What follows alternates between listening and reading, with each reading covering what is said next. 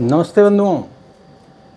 जिस सामाजिक न्याय के नाम पर आरक्षण जिसका सबसे बड़ा पक्ष था, उसको लेकर बहुत सारे क्षेत्रीय दल 1990 के दशक में आपने देखा किस तरह से सत्ता पर काबिज हुए और बहुत सालों तक मुख्यमंत्री और बहुत सारे केंद्रीय पदों पर सेंट्रल में भी रहे ये लोग। और सिर्फ वही बीपी सिंह ने जो मंडल कमीशन, मंडल आयोग लिया, उसी को लेकर आगे बढ़ते हुए इन लोगों ने भारतवर्ष में जातियों के नाम पर बांट कर देश को और जातियों की राजनीति करके दशकों तक सत्ता में बने रहे। आज उसी मुद्दे को पुनर्जीवित करके ये 2024 का इलेक्शन लड़ना चाहते हैं और इसमें सबसे आगे जो फायर ब्रांड नेता इनके हैं, जिनका नाम सुशासन बाबू के नाम से जाने वाले नीतीश कुमार जी, इन्होंने अब बिहार में जातीय जनगणना करवा के दिखा दिया। जनवरी में शुरू करके और सितंबर में उसका रिजल्ट भी आ गया और इस हिसाब से उन्होंने जातीय जनगणना करके दिखा दिया और इतनी पीठ थपथपा रहे हैं अपनी, लग रहा है कि इससे सारे जितने पिछड़े हुए दलित, महादलित जातियां हैं, ये कल से पर्सनल जेट में घूमा करेंगी और इनका अद्भुत विकास हो गया है। ऐसा पीठ थपथपा रहे हैं जैसे कि यही सबसे बड़े शुभचिंतक हैं पिछड़ी जातियों के, दलितों के, महादलितों के। और आज के दौर में जो सबसे निचली पायदान पे बैठी हुई हमारे देश की जनता है, जो सबसे ज़्यादा प्रभावित होती है किसी भी सरकार की अच्छाई और बुराई से, उनकी योजनाओं का लाभ पहुंचना ना पहुंचना, ये सबसे ज़्यादा प्रभाव उन्हीं लोगों पर पड़ता है। ये जातीय समीकरण आंकड़ा लेकर आई है नीतीश सरकार और जिसका दम्भ यूपीए सरकार भर रही है कि हम 2024 में इसी मुद्दे को सबसे फ्रंट पे रखकर और बहुत बड़ा करिश्मा कर देंगे, मोदी जैसे व्यक्ति को हरा देंगे। तो ये इनकी किस तरह की गलतफहमी है और इसके क्या दुष्परिणाम होंगे और हमारे देश में इस वजह से क्या चेंजेज आने वाले हैं, इसके विषय में हम थोड़ी सी बात करेंगे। अगर आपने हमारे चैनल को सब्सक्राइब नहीं किया तो उसको सब्सक्राइब कर लें, इसको लाइक और शेयर भी करें। तो हम शुरू करते हैं कि नीतीश कुमार जी ने बिहार में जातीय जनगणना कंप्लीट कर ली फाइनली। और इसमें सबसे बड़ी बात ये कही जा रही है कि जातीय जनगणना के बाद हमें ये पता चल जाएगा कि कौन सी जाति के लोग कितने पिछड़े हैं, जबकि अभी जनसंख्या का ये आंकड़ा दे रहे हैं। उनकी शैक्षणिक, उनकी सामाजिक स्थिति, उनकी आर्थिक स्थिति के बारे में इस आंकड़ों में कुछ भी नहीं कहा गया है। सिर्फ जातियों की संख्या, वो वोट बैंक जिस पे इनको सेंध लगानी है, जिनको बरगलाना है, ये बेसिकली इसमें बीजेपी की जिस तरह से हवा चल रही है पूरे देश में और जो बीजेपी का सबसे बड़ा चेहरा है मोदी, उसका जो हिंदुत्ववादी जो विचारधारा है उनकी, उसके काउंटर में ये जातीय समीकरण वाला, जातीय जनगणना वाला ट्रम्प कार्ड INDI एक जो अलायंस है इनका, इंडी अलायंस, इसने ये बहुत बड़ा ट्रम्प कार्ड खेला है और ये मान रहे हैं कि इससे बहुत बड़ी क्रांति आ जाएगी और हम महादलितों, दलितों, ओबीसीज को मिला के, और मुसलमान तो हमारे साथ ही हैं, हम 2024 में सत्ता में आ जाएंगे। ये इनकी सोच है, इनकी मानसिकता है। इसी मानसिकता के आधार पे 1990 में आपको याद होगा कि जब बीपी सिंह की सरकार ने मंडल कमीशन की रिपोर्ट को लागू किया था और उन्होंने भी यही सोचा था कि राजपूत तो हमारे साथ हैं, ओबीसी और आ जाएंगे तो हमें तो कांग्रेस की तरह कोई हरा नहीं सकता। जैसे कांग्रेस 30 साल तक, 40 सालों तक राज करती रही, वैसे हमारा भी अखंड राज्य शुरू हो जाएगा। आपने देखा कि किस तरह से बीपी सिंह की सरकार और बीपी सिंह की पार्टी जनता दल, उसका ना कोई सदस्य दिखता है, ना उसका कोई नाम लेने वाला दिखता है। और ये नीतीश बाबू की जो फड़फड़ाहट है या विपक्षी पार्टी इंडी गठबंधन की फड़फड़ाहट जो है, जाति समीकरण को दिखा के और जातीय जनगणना कराने का जो मुद्दा उठा रहे हैं, ये सिर्फ बुझते हुए चिराग की आखिरी लौ के समान है। ये ख़त्म होने के कगार पे हैं और ये इनका आखिरी ट्रम्प कार्ड है कि जैसे आरक्षण ने इनको सत्ता तक पहुंचाया था, जातीय सब ध्रुवीकरण और जातीय समीकरण को बना करके ये लोग बेवकूफ़ बनाकर जनता को, और ख़ास करके हिंदू जनता, मूर्ख जनता को, जो जातियों में अपने को इतना जकड़े हुए हैं कि जाति के नाम पे किसी भी हद तक चले जाते हैं। हुए आपको भी आश्चर्य होगा ये सुनते हुए कि 200 साल पहले हमारे देश में जातियों का नाम लेने वाला कोई नहीं था। हमारे देश में इस तरह से जातियों का विभाजन नहीं था। ये अंग्रेज़ों की देन थी। अंग्रेजों ने सबसे पहले शुरू किया और आज उसका फ़ायदा बाद में कांग्रेस ने उठाया। और आज हिंदू समाज को विभक्त करने के लिए ये जो एनडीए गठबंधन के लोग हैं कांग्रेस के नेतृत्व में, ये जातीय जनगणना वाला मुद्दा उठाया जा रहा है। अब इस जनगणना के समीकरण को भी हम देखेंगे और ये भी देखेंगे कि इसमें खामियां क्या हैं और इससे क्या होने जा रहा है, इसका आने वाले समय में क्या इसका प्रभाव पड़ने वाला है हमारे देश की राजनीति पर, इस विषय में हम चर्चा करेंगे। तो सबसे पहले हम देख लेते हैं कि जो जनगणना हुई है अभी तक की, जो नीतीश बाबू के नेतृत्व में जो जनगणना कराई गई है, इसमें 17 करोड़ की आबादी पूरे बिहार की दिखाई जा रही है, जिसमें से 82% हिंदुओं की आबादी है। अब हिंदुओं की 82% आबादी में जो पिछड़ा और अति पिछड़ा है ये 63% हैं और 21% हैं अनुसूचित जाति और जनजाति और 17% से कुछ ज़्यादा मुसलमानों की संख्या है। में विवाद क्या उठ रहा है, जो सबसे बड़ा विवाद वहाँ के बिहार के भारतीय जनता पार्टी के अध्यक्ष सम्राट चौधरी जी ने उठाया। उनका कहना है कि इसमें से 97% मुसलमान, जो 17 पॉइंट समथिंग मुसलमान हैं वहाँ पे, उनमें से 97% को तो इन्होंने डाल दिया कोटे में, कुछ को अत्यंत पिछड़ी जातियों के कोटे में डाल दिया है और कुछ को पिछड़ी जातियों के कोटे में डाल दिया गया है, जो कि इलीगल है। उनका कहना है कि ये अति पिछड़ी और पिछड़ी जातियों के हक को मारा जा रहा है, उसमें मुसलमानों को 97% मुसलमानों को घुसा दिया गया। पहला जो ऑब्जेक्शन आ रहा है, जितेंद्र राम मांझी कह रहे हैं कि मुसहरों को 2 जातियों में बांट दिया गया, इसलिए हमारी संख्या कम हो रही है। ये सबका ये विरोध है। हर व्यक्ति से पूछ लीजिए, किसी जाति का हो बिहार का, बिहार के लोग तो अब जातियों में बट गए हैं जी, तो हर आदमी यही कहेगा कि हमारी जाति की संख्या कम करके दिखाई गई।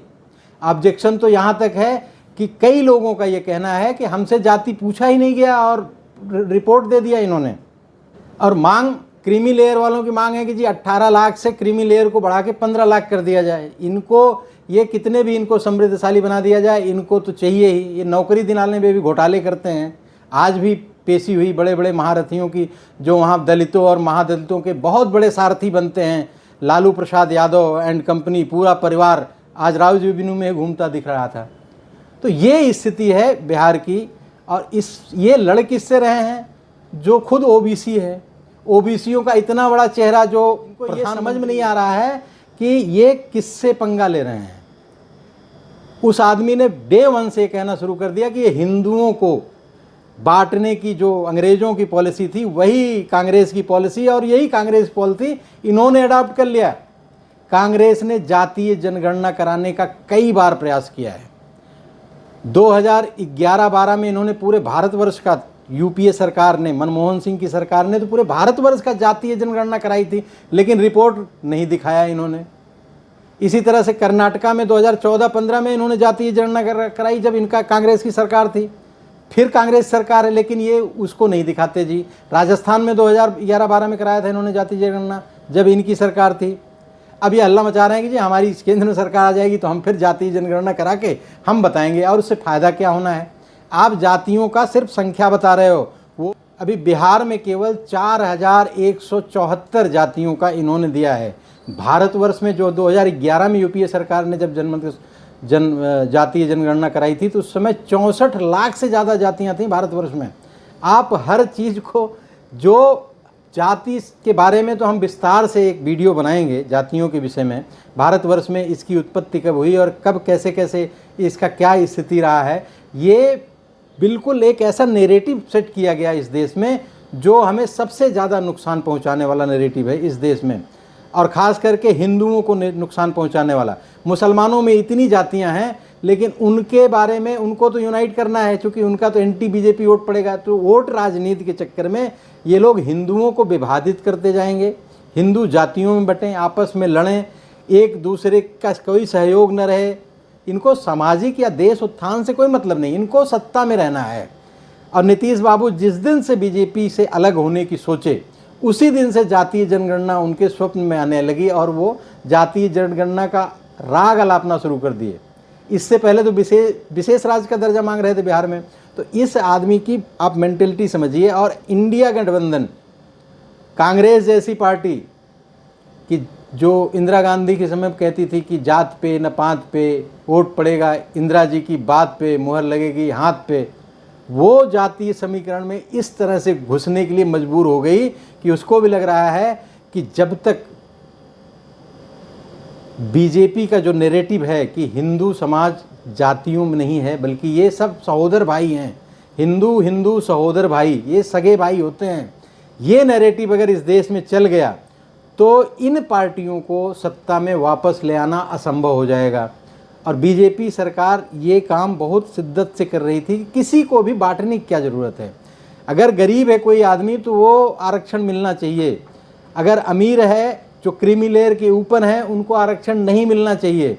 लेकिन आप पूरा इतिहास इनका उठा के देख लीजिए, चाहे उत्तर प्रदेश की या मुलायम सिंह की सरकार हो या बिहार की जो सरकारें हैं, ये सिर्फ अपनी सत्ता और अपना पैसा बनाने के लिए, अपनी जातियों को कुछ प्रमोट करने के लिए, क्योंकि कुछ जाति के लोग पहुंच जाते हैं। यूपी में तो पहले की नौकरियों में आप देखिए जब रिजल्ट आता था तो यादवों की भरमार होती थी। जब इसका सपा सरकार थी तो उस समय और ओबीसी नहीं थे क्या? ओबीसी मतलब सिर्फ यही सपा वाले ही सत्ता में आने के बाद आप इस तरह से जातीय राजनीति करेंगे?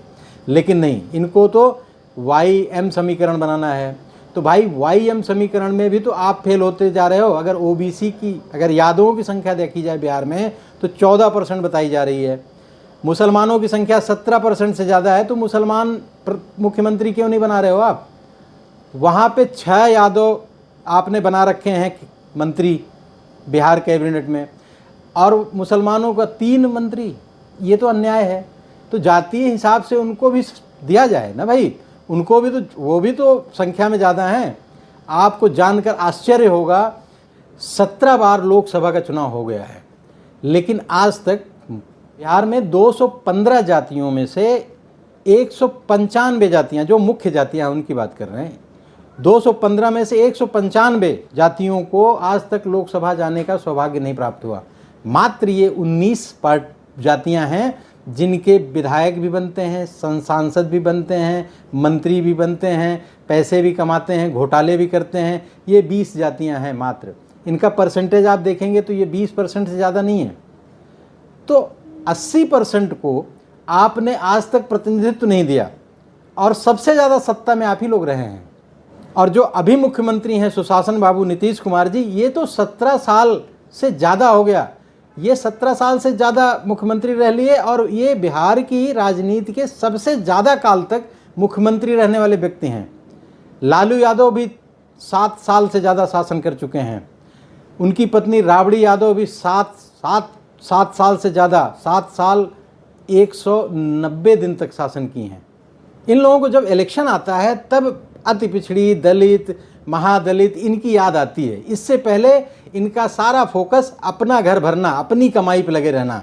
नीतीश बाबू तो सिर्फ सत्ता लोलुप, उनको तो बीजेपी की मूर्खता की वजह से आज गद्दी पे बैठे हुए हैं। नहीं तो ऐसे आदमियों का तो कभी सपोर्ट ही नहीं करना चाहिए, जो बेपेदी का लोटा हो, जब मौका लगा तो जेडीयू के साथ, जब नहीं तो बीजेपी के साथ। आज भी अगर बीजेपी उनको कह दे तो बीजेपी के साथ आ जाएंगे। लेकिन ऐसे लोगों को, अगर आपको लंबी राजनीति करनी है और दूरगामी परिणाम को देखते हुए राजनीति करनी है, तो ऐसे आदमियों को बिल्कुल पार्टी में नहीं रखना चाहिए।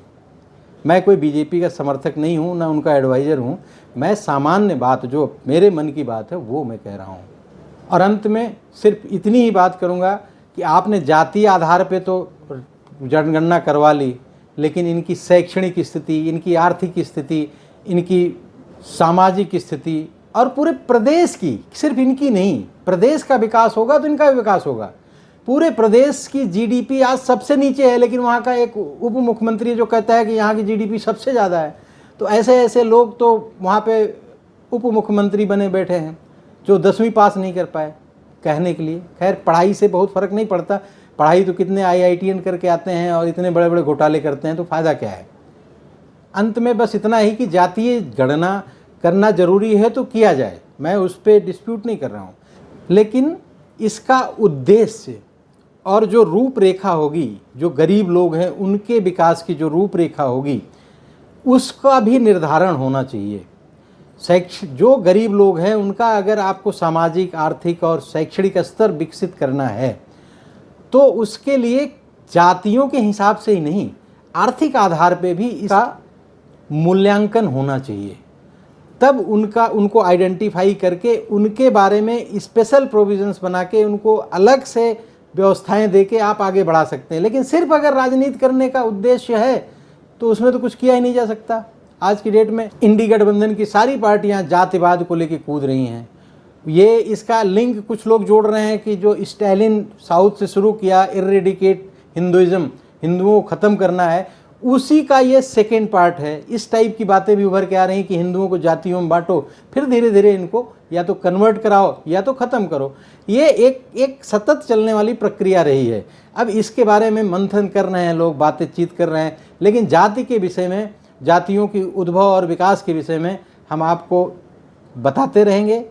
और हमारी वीडियो ये पसंद आई हो तो इसको लाइक, शेयर और सब्सक्राइब करें। धन्यवाद। वंदे मातरम। जय हिंद।